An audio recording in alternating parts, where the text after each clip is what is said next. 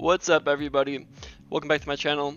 I know that the last two videos were on my Warlock. However, since Shadowlands, the start of Shadowlands hasn't been the most kind to Warlocks in my opinion, I decided to hop on my Rogue and start playing my Rogue a little bit more. So I've been running some threes, been doing pretty good so far, and I just wanted to go over some tips with you that will improve your gameplay if you have not applied these yet, and will boost your rating significantly if you are not doing these things. So just to start off, for those that are interested, for talents, this is going to be pretty much your cookie cutter, your bread and butter spec that you're going to run for pretty much everything. Occasionally against some high setup, high burst comps, I will run cheat death. Because if you're stunned, you can't use feint, so sometimes I feel like I get more value out of cheat death, but usually you want to get used to using this so you can pre-feint goes. Generally you'll get more value from this. So this is pretty much your main talents. As far as conduits, I am Night Fae. I switch over to Night Fae. I think this is definitely the best rogue covenant, and I am running Dreamweaver. As far as my conduits, Cloaked in Shadows, this is a must for every rogue in PvP. Deeper Daggers is what I'm running for my potency, so that I can get Soothing Voice. Soothing Voice, as a sub-rogue, you get a ton of value from, since you stun targets more than any other class, which applies a 2-second slow every time you stun somebody after the stun expires. It's extremely good. You get tons of value out of that. Planned Execution is my other potency conduit, and this right here, Rush Setup, is extremely good, and I don't see every rogue running it, which kind of surprises me. But just to explain to you really quick what it does is every time you kidney shot, cheap shot, or stab someone, the energy cost is reduced by 26%, and this is only a 184. You can get it reduced even more with the higher item level conduit. So if you think about it, every single go, you're usually going to be stunning the 3 targets, and then plus triple stunning the main target. So that's what, at least 5 stuns? When you reduce all that energy, because that costs a bit of energy, if you reduce all that by 26%, that equals a lot more energy to do damage with on your kill target. So basically, in a nutshell, this adds up, this just gives you a lot more burst on your goes, which is extremely valuable. Highly recommend running Rush Setup as your finesse conduit. So I'm gonna get into some clips here in just a second. I will be going over them with you with commentary, showing you what I'm doing and why. However, if you take away one thing from this video, I want to stress how important it is to know when to run and know when to go. Knowing when the go is over, so that you can immediately start running and waiting for your DRs, is extremely important, and that's the main thing that I see lower rogues that are struggling not being able to do well. So hopefully you get some value out of this video, and let's jump right into the clips. Okay, so for this first game, we're going to be jumping into threes with a Ret Warrior and this Priest. So to start off, what I am looking to do, we're trying to kill the Ret. So I'm looking to sap the Ret. The reason for this is because at higher levels especially, the teams are going to want to stop your opener at all costs. So the Warrior knows this. If I just open with a sap on the Priest and cheap shot the Ret, the Warrior's going to peel with Intervene, Banner, Disarm, Fear, Stun. It's going to mess up our entire opener. So what I do, knowing this, is I sap the Ret, knowing that the Warrior is going to try to peel the opener, and hopefully he Blade Storms, and I could work after that. So let's see what I do. Sap the Ret, immediately Warrior Blade Storms, so I wait that out. As soon as that's done, I look for, a mark for Death Kidney on him, blind the Priest, and immediately go Ret. But Ret trinkets immediately, and bops, so we got cooldowns, and we got Rapture from the Priest. So this is good. We got a lot of cooldowns, and PI, this is Ret Wings. This is time to run. They're on stun DR, and they're popping their cooldowns. It's time to run. No point in staying in. So this is a little mistake here, a misplay by our team. So I use my trinket and evasion and cloak on all their cooldowns, which I should do. However, we accidentally overlapped. My healer used his trinket as well, so that's gonna come back to bite us a little bit here soon. So we're waiting. Stun DRs are off, so it's time to go. I go in to kidney the warrior to peel. We get the DB on the priest, but the warrior trinkets, and he drops a war banner. So this is good, and we got dome, and I got disarmed. So we got a lot more cooldowns there. And this is mind you, this is all within the first minute of the game. So this is really good, really good. Time to run again. If you look here on Gladius, we're just looking for the DRs. DRs fell for stuns. Now we're just waiting for the poly DR on priest, and we should be going here. So there I go, kidney on the warrior. We hodge the priest, but he gets sanked immediately before I can stun the ret. That's okay. We get priest trinket. We get more cooldowns from them. So it is time to run once again. And I'm just going for a restealth while my mage is doing everything to peel for me, using Frost Nova, DB, everything, and sheep, so I can get a restealth. And I got it. This is really good. Now I get the benefit of the crit legendary, and time to go. Kidney the warrior, cheap shot priest, while I call out for my mage to DB sheep the healer. Triple cross CC. So the ret gets intervened. Let's see one more time how he gets intervened here. Okay, so he just gets intervened after the kidney falls. We get a ring, but it's not quick enough.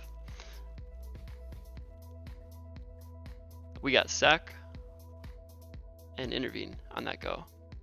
Wasn't the best go, but we got some cooldowns and it's time to run again. So this is where it comes back to bite us, the overlap earlier. If I had trinket, or if my pally had trinket, we would have been fine here. But instead I get popped my seed. Luckily my mage peels for me and I live from the seed. So the seed saved me. So here I see my pally is hodged. So immediately we go, I kidney the warrior, I blind the priest, cheap ret. I sap the priest out. Intervene's already used. He doesn't have intervene, the warrior, but I get disarmed. And we're keeping the CC chain going. Okay, there we go. We got Sank, and they're all on DR, so it's time to run once again. I duel the ret because my mage Nova's him, and I'm going to be taking a lot of damage, so while he's Nova'd, I get to duel him and run away for a re-stealth. This is what you're going to be looking for constantly, is re-stealths when you're running, especially with that crit legendary. So right here, I call out, ret didn't use bubble, warrior has trinket. We're not going to get a kill on the ret next go. So the priest comes all the way out here away from his team. I ask my mage if he can CC the DPS while we just all in the priest in a bomb before he gets trinket. See, you see he's going to have trinket back really soon, so we have to go very fast. So let's see how this plays out. He CS's him on Shadow. Immediately when I kidney him, my mage double DB's DPS. I kidney on the priest. And he gets a sheep on the warrior, so that the warrior can't leap in. And that couple seconds that we bought won us the game right there. Alright guys, this next game we have a shadow play here with the Resto Druid. Our plan here is to kill the Shadow Priest. So priest is mind stirring the lock. I have to be careful of that. So I get the sap on the lock and immediately go for the priest. Now, here's a little tip guys. We misplayed here. However, we didn't get punished for it. Luckily they didn't react fast enough. But a much better play here would be for your mage to DB Dragon's Breath the kill target, which is a priest here, as soon as I sap the warlock. This way it doesn't give him time to use fade, because if he was faster here he would have used fade and it would have destroyed our entire opener. So luckily that doesn't happen here, but something to definitely keep in mind, something that I aim to do. We get the opener, Druid pops out, immediately blind him.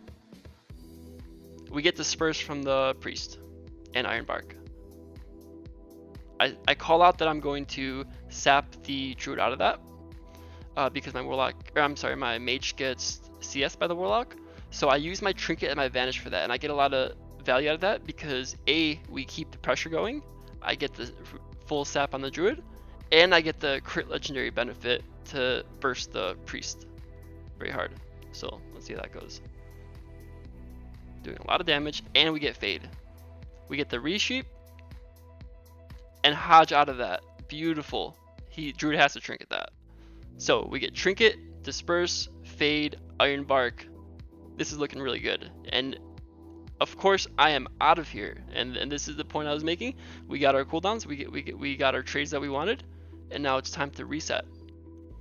Pally dispels me, gets my dots off, and I get the clean re. They're still on stun DR, so I'm waiting for that. And Warlock, they're using PI Dark Soul. I asked my mage to seal the Dark Soul, and I'm just waiting for the druid to come out a little bit. But I get popped out. There's a million things in Shadowlands. There's tons of bugs that pop you out of stealth and normal AoE effects. Unfortunately, I got popped out here, but I just open. Let's see if we get CC on the druid.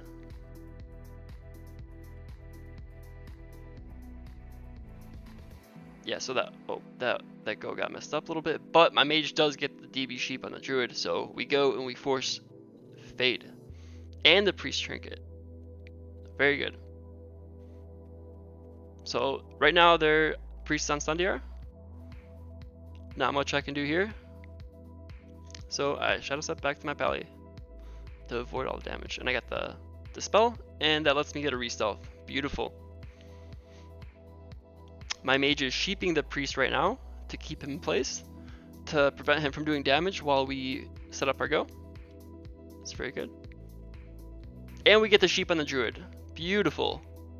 As soon as he gets that, I stun the priest, and this is our go. We get dispersion again. Beautiful. I resap druid. Pally hodges him out. And priest doesn't have... Oh, he's got swap, so he uses his last defensive swap.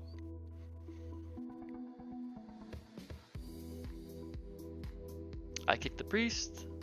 Now we're just in peel mode, just trying to stop their damage while we wait a few seconds for the DRs to fall off. The druid comes in here. I don't have kick up. I need to stop the clone from the bash on my paladin. So I use kidney shot immediately when the DR falls off.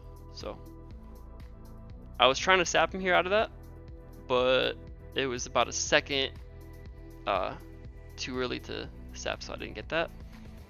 Now this is looking very bad for us. If you look here, my mage is about 10% health. I'm below 50%. My pally is about 60%.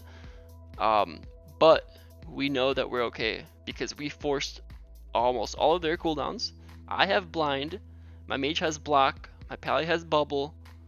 Trinket. We're okay. So this is where we turn around the pressure.